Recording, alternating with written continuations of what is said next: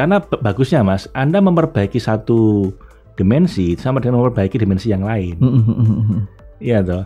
Kayak nggak ada hubungannya misalnya saya olahraga, apa hubungannya dengan ibadah loh? Kalau sampean tambah sehat secara fisik, nanti ibadah juga lebih semangat. Ya, interconnected semua Pak ya. Jadi bangun malam jadi nggak ngantukan gitu kan, begitu kita secara fisik lebih sehat gitu. Betul. Kan. Anda mungkin umroh juga lebih bisa, jadi sholat bisa bertahan lebih lama.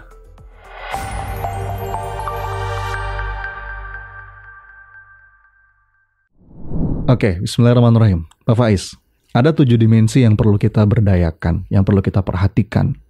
Kita perlu bertumbuh di 7 dimensi ini. Tidak ada manusia yang sempurna, gitu kan?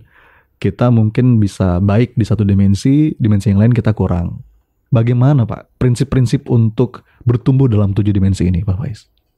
Yes, jadi ada beberapa prinsip yang perlu kita pahami Mas, dalam memperlakukan 7 dimensi ini. Yang pertama, nobody is perfect. Jadi nggak ada orang yang sempurna di 7 dimensinya, semuanya ideal semua, itu nggak ada. Jadi kalau guru saya bilang allow yourself to be human. Izinkan diri Anda jadi manusia yang punya kekurangan, punya kelebihan, punya kebaikan, dan punya sisi gelap dan seterusnya lah ya. Itulah paketnya kita sebagai manusia ya. Justru ketika kita bisa menerima itu, kita jadi nggak nervous. Justru malah lebih bisa mengoptimalkan semua dimensi.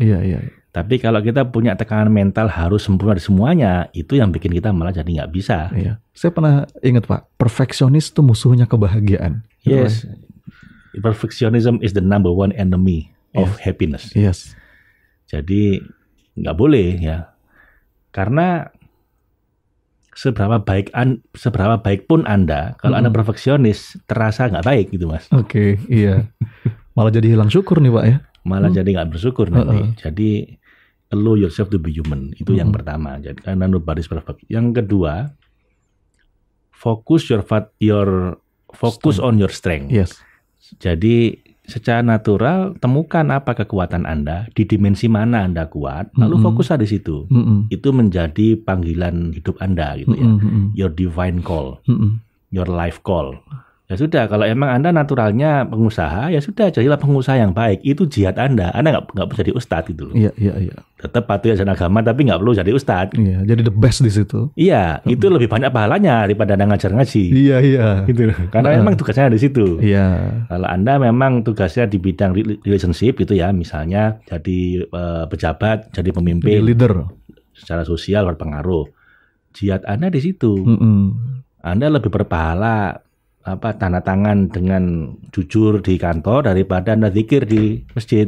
Kebijakan-kebijakan yang bermanfaat. Kebijakan Anda itu lebih berpahala banyak gitu. Karena itu life call Anda gitu kan.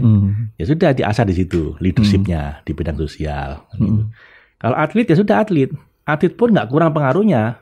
Yaitu Habib Nurmagomedov itu. Ya sudah, dia bisa lebih berpengaruh daripada ustadz itu. Betul. Jadi dakwahnya lewat UFC-nya itu, MMA-nya itu.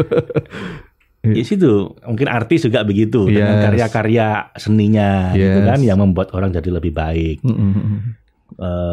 Atau intelektual, ya sudah jihadnya di laboratorium untuk meneliti gitu.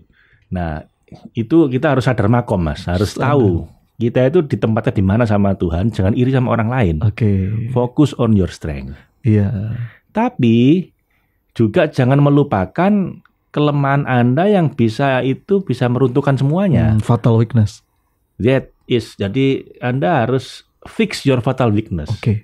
Kalau udah mulai ada tanda-tanda alarm itu, warning bell gitu ya. Ini alert, udah critical. Anda harus segera perbaiki. Nggak gitu nanti rusak semua tuh. Ustadz sekalipun sangat penting.